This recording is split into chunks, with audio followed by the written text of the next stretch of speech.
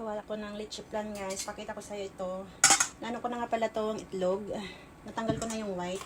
Tapos nilagyan ko siya ng isang kana condense.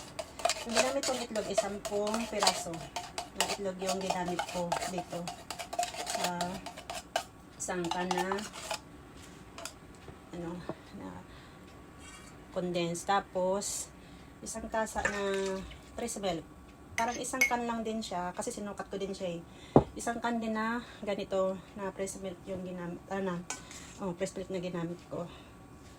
Then tapos lagyan ko siya ng vanilla. Kahit mga 4 na patak, okay na yon. Tapos lagyan ko rin siya ng asin. Kahit 3 patak, okay na rin yun. Gumawa na nga pala ako ng caramel ng leche plan kanina. Hindi ko na napakita kasi na busy. Ayan. Aanahin pa na lang siya. Yung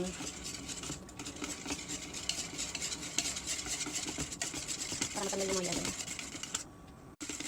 Haluin mo lang siya ng haluin para matanggal yung talaga yung buo ng itlog. Nahalo lang yung nahalo.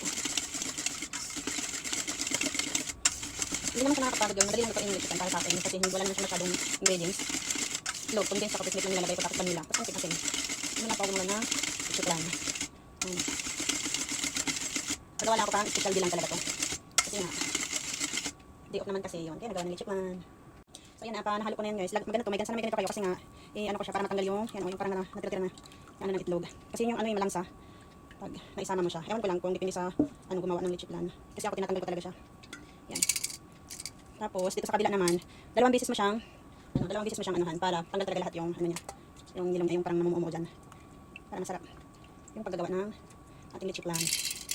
Ano ko lang guys, kasi nagugustuhan naman kasi ng mga kaibigan ko yung ginagawa ko leche plan.